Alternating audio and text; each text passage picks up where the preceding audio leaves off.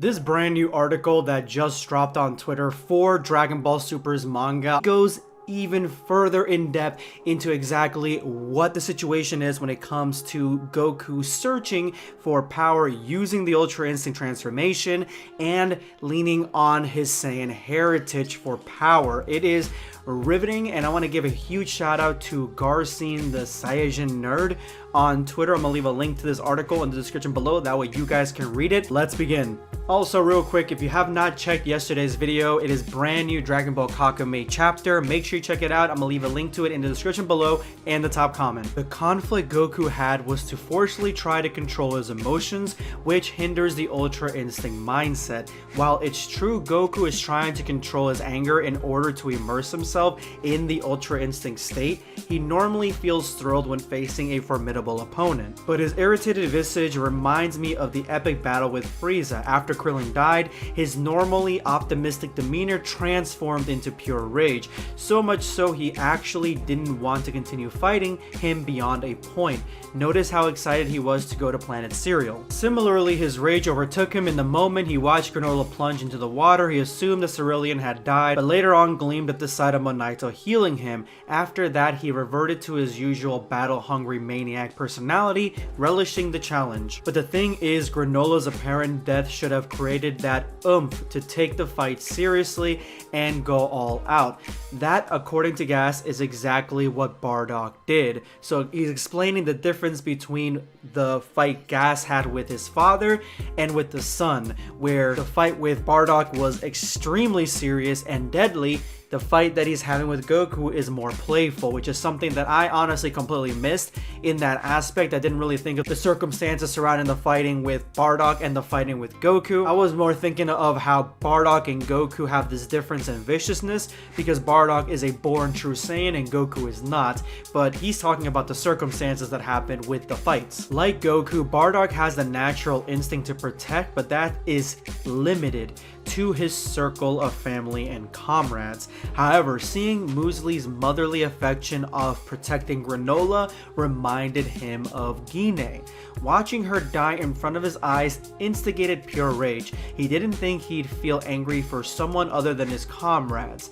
The source of his fierce resolve was Muesli's death and the need to protect. The rage Bardock felt increased his strength and ultimately defeated Gas. So basically saying that Bardock really didn't go into this new transformation, or at least not one we've seen. Basically his newly discovered protective nature, where he just had a baby with Guinea, he loves Guinea, and he sees Muesli loving Granola. That is the shift that made Bardock into a vicious fighter and ultimately overcame Gas, who seemed to be a powerful warrior in his own right back in the day, and even still now. Goku had the resolve against Frieza, but now things are completely different. The same rage which fueled Goku's iconic Super Saiyan transformation doesn't work for Ultra Instinct. He faced a similar situation after Mirror's disappeared, but he remembered Mirror's crucial statement, so he controlled himself and activated silver-haired form, which was the climax of the Moro arc, which to me was an amazing climax. It was great. But in the fight against Gas, his goal was to master UI in all its forms, which Whis instructed him to do.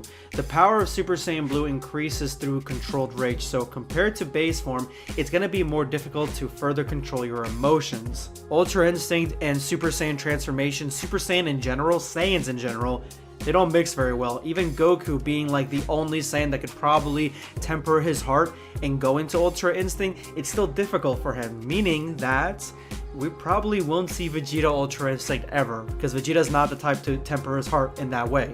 He did the exact opposite with Ultra Ego. Also, he's attempting to resolve his inner turmoil over his place in the Saiyan race, specifically within his family. Yeah, I know, some folks think he doesn't give two shits about his dad, but bear with me. He embraced his Saiyan nature in the Frieza saga and felt a renewed sense of Saiyan pride while doing with Broly. But what was missing is coming to terms with stuff related to his parents. It's kinda like Kung Fu Panda 2, where Po doesn't remember who his parents are. Great reference. Goku has no knowledge of the past Saiyans or how they behaved. He only knows what others have told him, and on that basis he concluded that they were all savage beasts. That's why he even refused to accept his heritage when he heard about them from Vegeta and Raditz. But Bardock's story on how he was the only one who opposed Frieza will change things. Not all Saiyans in the past were evil, he'd remark. He'll be even more appreciative of his Saiyan ancestry. Actually, I feel like the story with Muesli, him protecting her and Granola, I think that's already changed Goku in a huge way. This is the most that we've seen Goku give a shit about Bardock or give a shit about the Saiyans in the entirety of Dragon Ball, and this is, to me, the shining light in this arc, in an arc that just keeps on going and going and won't stop when it comes to battles and just bad character design. Yes, the Bardock stuff is fantastic. He and Vegeta will be proud of Bardock for not succumbing to fear under Frieza's control. He was the only one who preserved his Saiyan pride and compassion for his comrades, so Goku will understand his place in his family and comprehend who he is, Son Goku, the son of Bardock, which I'm waiting for him to get to that point at the end of this arc where he is fully integrated into his Saiyan heritage. When he discovered that Granola's alive, he regained the oomph to fight. So much so he outpaced his opponent, which he did. Gas had a head start on the approaching Monaido to kill him, but Goku zoomed in so quickly that he caught up with him, grabbing Gas from behind and transported to Jakko. As we wait for chapter 82, fans wonder where he's taking Gas next. I suspect it'll be on the same planet where he'll fight to perfect the Super Saiyan Blue plus UI. This is the same direction that I'm going with this. Ultimately, after reading this entire thread, he actually tags a article talking about where Goku is planning to take Gas, which I'm going to cover in a separate video. Subscribe if you're not already, that way you don't miss that video. I know, shameless plug. But ultimately, the crux of this entire thing is him being torn between Saiyans and Ultra Instinct. Because Ultra Instinct and Saiyans barely, if not at all, mixed together. And so Ultra Instinct is his transformation where you have to calm the heart. He's embattled in an arc where his past and the Saiyans deeds and everything is so prevalent. It's such an important part of the story that it's mixing him up, and his quick to anger responses are making it difficult for him to calm his heart and be an Ultra Instinct.